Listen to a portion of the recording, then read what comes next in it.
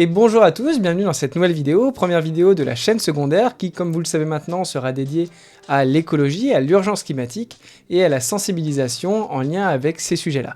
Pour cette première vidéo, je ne me suis pas posé la question longtemps de ce dont j'allais vous parler, il y a pour moi quelque chose qui est essentiel avant même de parler d'écologie, d'environnement, c'est de connaître son bilan carbone. Je vais d'abord prendre le temps de vous expliquer ce que c'est que le bilan carbone, comment on le calcule, vous allez voir que c'est très simple, très rapide, maximum 10 minutes, et puis je prendrai ensuite comme exemple mon propre calcul de ma propre empreinte carbone.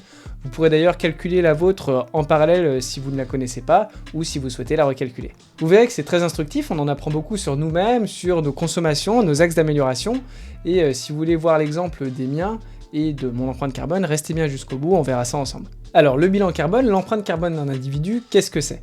On va aller au plus simple en rappelant que nous, individus, chacune des actions que nous effectuons au quotidien émettent des gaz à effet de serre. De notre simple respiration, qui à partir d'oxygène, d'O2, produit le plus connu des gaz à effet de serre, le CO2 ou dioxyde de carbone, jusqu'à tout ce que nous consommons pour notre alimentation, nos déplacements, pour nous loger, nous habiller, voyager, nous faire plaisir, bref, la liste pourrait continuer très longtemps. Ce n'est pas le sujet aujourd'hui, donc je ne détaillerai pas le processus y menant, mais ces gaz à effet de serre sont en très grande partie responsables du changement, réchauffement, dérèglement climatique. J'ai pris juste avant volontairement l'exemple de la respiration qui produit du CO2 parce que c'est un argument d'inaction climatique, ou plutôt une provocation très souvent utilisée par les climato-sceptiques. Et bah tu sais, quand tu respires, tu produis du CO2, hein ? T'as qu'à arrêter de respirer si t'es écolo. Bah non Dédé, si j'arrête de respirer, je meurs. Donc l'idée, ça va plutôt être d'agir sur d'autres leviers, ceux que je peux modifier sans que ça ne me coûte la vie. Et c'est là que l'idée de calculer son empreinte carbone, son empreinte CO2 devient très intéressante. Grâce à un site internet très simple que je vous montrerai juste après, on va pouvoir estimer nos émissions de CO2 et identifier leur provenance. Ça nous permettra ensuite de voir dans quel secteur on est le moins bon, dans quel secteur on est plutôt ok, et dans quel secteur on peut s'améliorer plus ou moins rapidement. Ici, j'ai pris volontairement un petit raccourci. Depuis tout à l'heure, je ne vous parle que du dioxyde de carbone, j'ai prononcé les mots empreinte CO2, mais en réalité, ce n'est pas vraiment ça. Le dioxyde de carbone n'est pas le seul gaz à effet de serre. Parmi les plus connus et impactants, on a le méthane, le protoxyde d'azote, l'ozone troposphérique, les halocarbures ou encore la vapeur d'eau. Tout cela est beaucoup trop compliqué pour une première vidéo et ça tombe bien parce qu'il y a une notion importante qui facilite tout ça, c'est l'unité que l'on utilise dans la mesure de l'empreinte carbone, l'équivalent CO2. Là encore, je ne vais pas rentrer dans le détail, mais grossièrement, les gaz à effet de serre ne sont pas égaux. Que ce soit en termes de quantité présente dans l'atmosphère, en termes de quantité émise par l'homme, et surtout en termes de potentiel de réchauffement global. Chaque tonne de CO2 présente dans l'atmosphère ne réchauffe par exemple pas de la même manière que chaque tonne de méthane présente dans l'atmosphère. On estime qu'une tonne de méthane, le gaz notamment produit par les animaux dans l'élevage pour nous nourrir, a un potentiel de réchauffement global 84 fois plus important que le CO2 sur 20 ans. Je développe pas tout ici, mais si ça vous intéresse, ce tableau résume les potentiels de réchauffement global des différents gaz à effet de serre sur 20 ans ou sur 100 ans. Pour faciliter les estimations, les comparaisons, les discussions, l'analyse du bilan carbone, le GIEC a créé l'équivalent CO2 qui permet de tout rapporter en une seule unité. Par exemple, si mon bilan carbone est de 12 tonnes de CO2 équivalent, avec le petit EQ écrit à côté de CO2, eh bien on aura quand même bien estimé l'impact de mes actions sur les émissions de tous les gaz à effet de serre et sur le réchauffement qu'ils provoquent. On aura simplement simplifié la notation. Voilà, c'était juste une petite subtilité que je voulais évoquer, j'ai peut-être pas été très clair, mais c'est pas grave si vous n'avez pas tout compris, on reviendra dessus dans une prochaine vidéo et on n'en a pas besoin pour la suite de celle-ci. Deux petites choses encore avant de passer au calcul de mon bilan carbone et du vôtre en même temps donc si vous le souhaitez. En général, quand on parle de bilan carbone, on parle du calcul des émissions pour un individu sur une année. C'est le cas classique et c'est ce qu'on va faire tout à l'heure. Mais il est tout à fait possible de calculer aussi le bilan carbone d'une famille, d'une entreprise, d'un pays, et on peut le faire sur un an, sur 10 ans, sur une vie, ou depuis la date de création d'une entreprise par exemple. Ce sera juste plus ou moins complexe à faire selon la situation. Dernière chose, après le calcul qui va suivre grâce au simulateur, nous allons obtenir un chiffre ou un nombre correspondant à la quantité de tonnes de CO2 que nous émettons en une année. La moyenne pour un citoyen français se situe autour de 10 tonnes de CO2 équivalent par an par habitant environ, chiffre qui varie légèrement selon les sources, mais c'est une moyenne. Bernard Arnault, lui, qui prend même son jet privé pour aller pisser, et Dieu sait qu'à son âge il doit souvent aller pisser, est estimé à 12 000 tonnes de CO2 équivalent par an, soit 1200 fois plus qu'un Français moyen. Elon Musk, quant à lui, émet en une année autant que ne le ferait un citoyen moyen de la planète en 834 ans. Et on ne parle ici que de leur mode de consommation, pas de leurs entreprises et patrimoine financier. Une personne très pauvre, qui ne voyage pas, qui ne mange pas à sa faim, et contrairement à ce qu'on pourrait penser, il y en a en France, beaucoup. On a entre 9 et 10 millions de personnes qui vivent sous le seuil de pauvreté dans notre pays, soit environ 15% de notre population. Et bien cette personne sera très certainement assez largement en dessous des 10 tonnes. Mais les inégalités de responsabilité et de conséquences face au changement climatique, j'y reviendrai dans une prochaine vidéo. Gros spoiler, ce sont les plus riches, ceux qui émettent le plus, qui souffriront le moins des conséquences du changement climatique, tandis que les personnes les plus pauvres à l'autre bout de la planète, dans les pays défavorisés, celles qui émettent le moins, sont et seront celles qui souffrent et souffriront les premières et le plus intensément du changement climatique. 10 tonnes de CO2 équivalent en moyenne donc, qui se répartissent de la manière suivante: 2 tonnes 650 pour les déplacements, 2 tonnes 350 pour l'alimentation, 1 tonne 9 pour le logement, 1 tonne 6 pour les achats et 1 tonne 4 pour les dépenses publiques. Encore une fois, c'est une moyenne, chacun sera différent. Quelqu'un qui prend l'avion 2 fois par an, par exemple, sera déjà largement au-dessus de ça dans le secteur déplacement. On va bientôt passer au calcul, et on détaillera les différents secteurs pendant celui-ci, mais maintenant que vous connaissez cette moyenne de 10 tonnes de CO2 équivalent par an par habitant en France, est-ce que vous savez quel est l'objectif à atteindre pour avoir un monde viable ? Eh bien cet objectif, il est de 2 tonnes de CO2 équivalent par an par habitant à atteindre d'ici 2050 pour avoir un mode de vie soutenable pour la planète. C'est-à-dire en gros diviser nos émissions moyennes, notre confort énergétique par 5. Pour Bernard et ses amis, évidemment, il faudra que ce soit beaucoup plus que ça, mais on parlera de comment faire en sorte que les multimilliardaires participent à l'effort climatique dans une prochaine vidéo. Et nouveau spoiler, malgré ces objectifs de réduction bien connus, les émissions de gaz à effet de serre continuent d'augmenter chaque année, malgré ce que veulent bien essayer de nous faire croire les dirigeants politiques des différents pays. Cette grosse introduction faite, n'hésitez pas à poser des questions en commentaire si vous en avez, on va maintenant passer au calcul dans l'empreinte carbone. Moi la mienne, et vous la vôtre de votre côté, sur votre téléphone ou sur votre ordinateur si vous le souhaitez. Pour cela, on va se rendre sur le simulateur Nos Gestes Climat de l'ADEME, l'agence de la transition écologique en France. Je vous ai mis le lien en description. Il existe d'autres simulateurs, mais celui-ci est réputé pour sa fiabilité. On commence le test, pour que la vidéo ne fasse pas 2 heures, je vous laisserai lire vous-même les paragraphes. 2 choses importantes à garder en tête, ce test ne concerne que vous, vos actions et dépenses individuelles dans votre vie personnelle. Dans le cas d'actions partagées, typiquement le chauffage dans un logement où on habite à 2, ou l'achat d'une voiture pour 2 personnes, le simulateur se chargera de diviser lui-même les émissions par 2. La deuxième chose, il est ultra important d'être honnête. Ne voyez pas ça comme un jugement ayant pour but de vous faire culpabiliser, c'est au contraire quelque chose qui peut vous permettre d'identifier les secteurs de vos modes de vie sur lesquels vous pouvez vous améliorer, mais seulement si vous faites le test le plus honnêtement possible. On commence par les questions concernant le transport, et l'une des questions les plus pénibles du test, parce que souvent difficile à estimer, la distance parcourue en un an en voiture. Pour ma part, j'habite en ville et ne me déplace qu'en vélo dans celle-ci, donc j'ai pu assez facilement calculer tous mes trajets de l'année passée pour aller voir la famille, me rendre sur les trails, aller faire des randos courses, etc., etc. Et je suis à 8800 km sur l'année. Petite astuce, vous pouvez regarder l'évolution du kilométrage de la voiture sur une année, ou entre 2 contrôles techniques, voir quel est le delta entre les deux, et rapporter celui-ci à une année. Je ne l'ai pas fait ici sur la vidéo, mais à chaque question, vous pouvez appuyer sur le petit i juste ici pour avoir plus de précision concernant la question. À chaque réponse, vous voyez votre empreinte provisoire évoluer à droite, et vous pouvez d'ailleurs vous amuser, tester avec plusieurs réponses différentes, pour voir comment évolue l'empreinte carbone en fonction des réponses que vous donnez.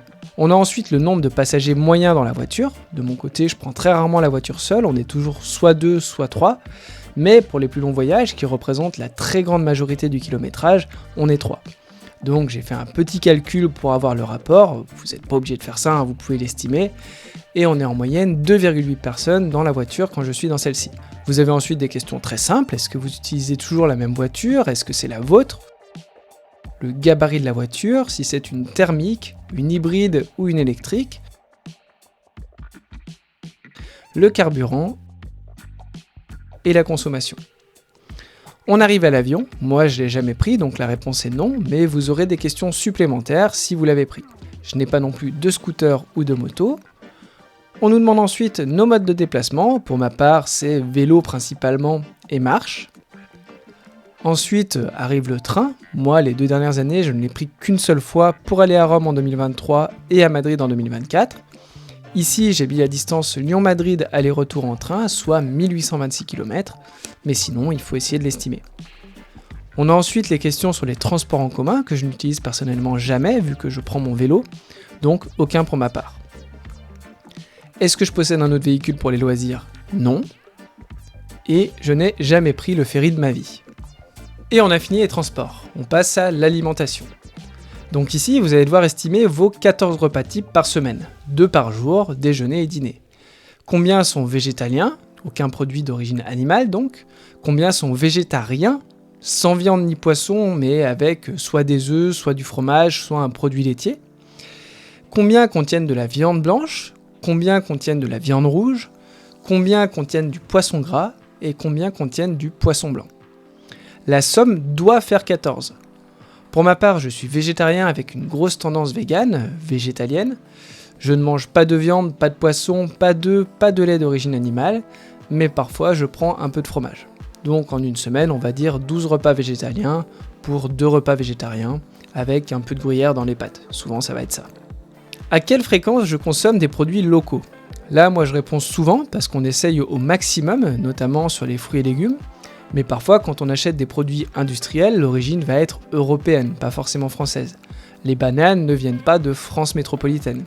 Et puis on craque tous avec une boîte de gâteaux industriels aussi de temps en temps. Donc pour cette raison, je mets souvent et non pas toujours. Le petit-déj, plusieurs options. Moi personnellement, c'est céréales et lait qui me correspond le plus dans ces options. Mais attention, pas céréales industrielles, hein. On est plus sur une sorte de muesli avec du lait végétal. Lait d'avoine ou plutôt souvent yaourt de soja plus quelques cranberries pour la touche sucrée. Donc le lait, comme je disais, lait végé, le plus fréquent ça reste le yaourt de soja, donc lait de soja. Je vous explique pas tout, hein, on en parlera dans de futures vidéos, mais vous vous en doutez, les produits d'origine animale, donc ici le lait de vache, ont un impact beaucoup plus néfaste au niveau émissions de gaz à effet de serre, le méthane lié à l'élevage notamment dont je parlais tout à l'heure. Les fruits et légumes sont-ils de saison ? Ça oui, toujours. Locaux et de saison au maximum, on fait en sorte de les acheter uniquement dans un magasin qui revend essentiellement les fruits et légumes issus de producteurs lyonnais ou de la région à côté de Lyon, sauf exception, comme les bananes, comme je disais tout à l'heure, hein. La banane lyonnaise, ça n'existe pas encore. La consommation de boissons chaudes, j'ai pas mal été chicoré par le passé, mais là j'ai un peu trop repris le café en ce moment. En moyenne, on va dire que sur un an, je suis à peine une tasse par jour, hein, même pas en réalité. Il y a des semaines sans et des semaines où je vais peut-être être à 3 par jour. Donc voilà, je mets 1, c'est la bonne moyenne, je pense. Consommation de soda, idem. La majeure partie du temps, on n'en a pas à la maison, mais quand j'en achète, après une course par exemple, très souvent j'abuse. Donc je sais pas, ça va être 3 bouteilles en quelques jours.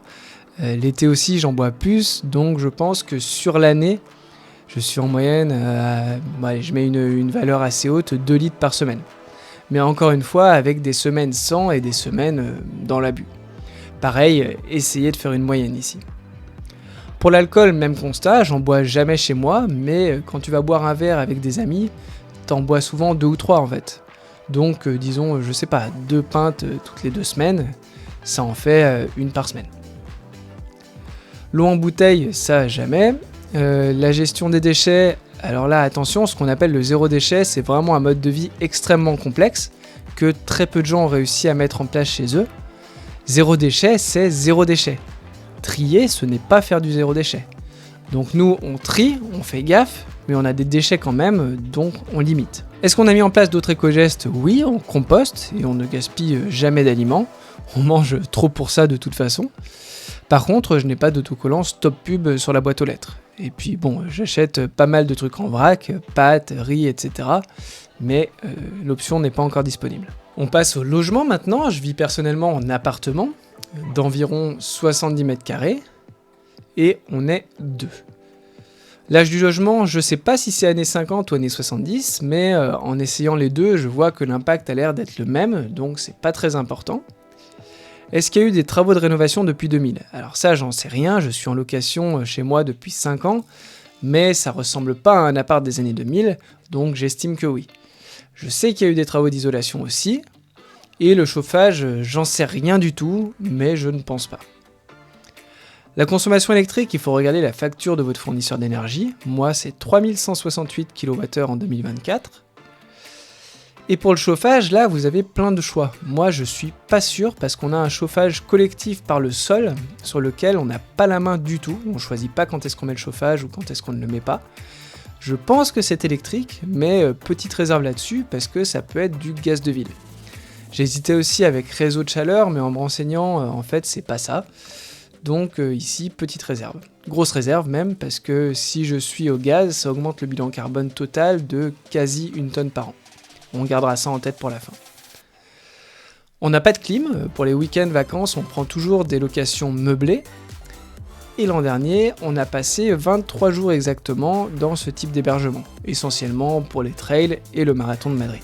Allez, on passe à un nouveau secteur, d'hiver. Nous, on a 3 chats, que vous avez déjà dû voir en photo si vous suivez mon Insta ou mon Strava. Allô, oui ? Pratique culturelle, hormis courir et faire des vidéos, j'ai pas le temps de faire grand chose, donc on va jamais au ciné ou ce genre de trucs, musée et monuments non plus, sauf quand on visite une ville évidemment, mais ça c'est une fois dans l'année grand max. La musique, j'ai plus le temps d'en faire du tout non plus, donc lecture uniquement. Le sport, course à pied et trail, voilà, c'est les sports d'extérieur, je fais plus d'escalade, plus de gym, donc c'est tout. Le temps passé sur internet, alors ici j'ai fait une petite erreur, un petit raccourci. J'ai mis 6 heures par jour, parce qu'avec les vidéos je passe beaucoup de temps sur les écrans. Mais c'est pas forcément internet en fait. Internet c'est moins, mais bon, c'est pas grave, ça surestimera légèrement mon impact final. Ici les appareils numériques que vous possédez. Là par exemple l'empreinte sera divisée par le nombre d'habitants dans votre logement. Le nombre de vêtements que vous achetez chaque année. Alors moi j'achète jamais rien, récemment j'ai eu quelques trucs en cadeau notamment, mais j'avais compté, ça faisait plus de 4 ans que j'avais rien acheté, et le simulateur estime que si on achète un article plus d'une fois tous les 2 ans, on l'exclut. Donc je pourrais presque mettre 0 dans plusieurs cases, mais bon, pour la forme j'ai mis quand même 1 à chaque. Même pour le sport, on a tellement de t-shirts avec les courses que pas besoin d'en acheter. Mais bon voilà, j'en mets quand même 1, idem pour le pantalon, short, sweat, robe quand même pas, même si chacun fait ce qu'il veut, chemise, pull. Alors par contre les chaussures avec la course à pied j'en ai mis 4 par an, là faut être honnête. Manteau non, et autres petits articles, bon quand même on n'est pas des gros porcs à avoir que des caleçons troués, donc quelques chaussettes et caleçons chaque année, quand même, et voilà. Ici il faut lister les appareils électroménagers dans votre logement, hop, chez nous frigo combiné, lave-linge, sèche-linge non, pas 2 en plus, lave-vaisselle, four, micro-ondes, plaque, hotte, même si on s'en sert pas, bouilloire, cafetière, aspirateur et robot de cuisine. Même chose pour les meubles de moins de 10 ans, bon je vous passe le détail, mais j'ai essayé de surestimer un peu parce qu'on oublie souvent des trucs. Est-ce que je jette ou change facilement tous ces objets ? Non, j'essaie de les garder le plus longtemps possible, mais je suis pas non plus au point de user à la corde, comme ils l'écrivent. Donc je choisis l'entre-deux. La conso de produits d'hygiène, gros crado, rien du tout. Non, en réalité, le minimum, ce qui est nécessaire, donc 1 à 2 produits par mois. La lessive, elle dure des mois, les pastilles lave-vaisselle, pareil. Nettoyant pour le sol, ça dure des mois aussi. Shampoing, gel douche, dentifrice, plusieurs mois également, souvent. Donc en moyenne, ouais, ça fait 1 ou 2 achats par mois, le temps que les stocks tournent, quoi. Là, une question sur le tabac. Ensuite, les dépenses en produits neufs. On achète très peu de choses, là encore. Et pour finir, l'empreinte des services publics, donc écoles, hôpitaux, etc. et marchands. C'est une empreinte de 1,5 tonnes attribuée à chaque citoyen français, sur laquelle nous n'avons pas d'impact direct à ce jour. Et voilà mon résultat provisoire. Je dis provisoire parce que vous allez voir qu'il reste quelques petites choses à faire, mais actuellement donc 5 tonnes de CO2 équivalent par an, donc 5 tonnes en dessous de la moyenne française, mais 3 tonnes au-dessus de l'objectif pour 2050. Il m'indique également ce que ça représente en quantité d'eau, 5600 litres par jour, c'est complètement hallucinant. On a ensuite mes principaux postes d'émission, donc chez moi c'est les repas qui ne sont pas végétaliens, ceux avec le fromage, la voiture et le textile avec notamment les chaussures pour la course à pied et le trail que j'évoquais tout à l'heure. Sur la droite, il vous parle de l'objectif de 2 tonnes d'ici 2050, mais donc aujourd'hui c'est quasiment impossible de les atteindre, puisque rien que les services publics sur lesquels on ne peut pas agir directement en modifiant nos habitudes de vie représentent 1,5 tonne. Et une première étape cool, selon Carbone 4, serait par exemple de déjà tous atteindre 6,5 tonnes d'ici 2030. Donc pour ma part, je vais pas faire le faux modeste, mon bilan carbone sans être parfait est plutôt satisfaisant, surtout en comparaison à la moyenne des autres Français. J'en suis plutôt content, mais oui, ça nécessite des efforts chaque jour et des choix parfois pas faciles, surtout quand on voit les autres ne pas forcément faire ces efforts-là.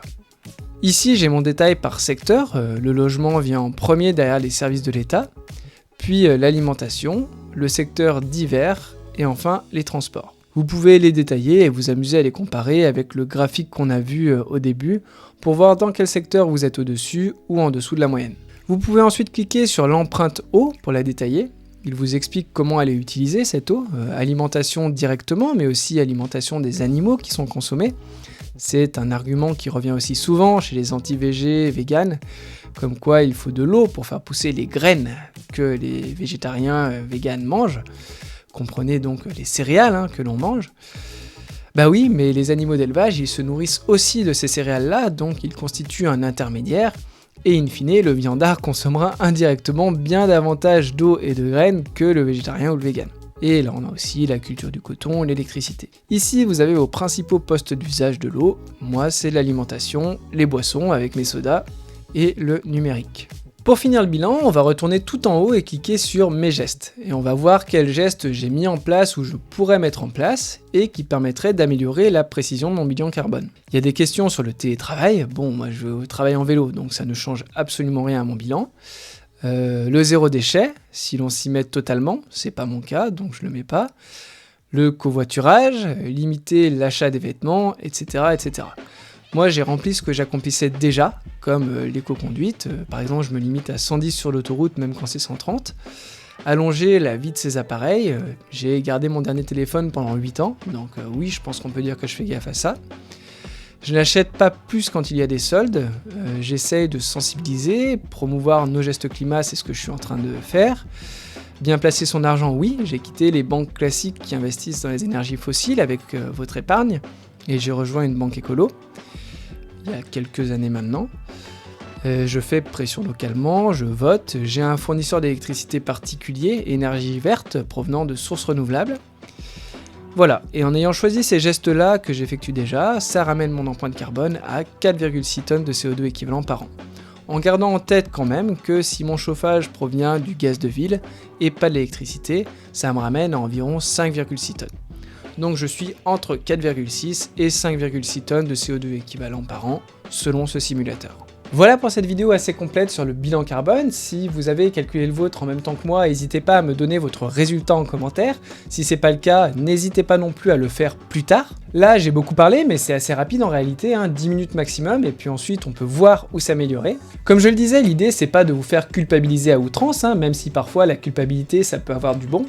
En tout cas, chez moi c'est le cas, ça m'aide à essayer de changer mes comportements. Et comme on l'a vu, l'idée c'est pas non plus de tout modifier d'un coup.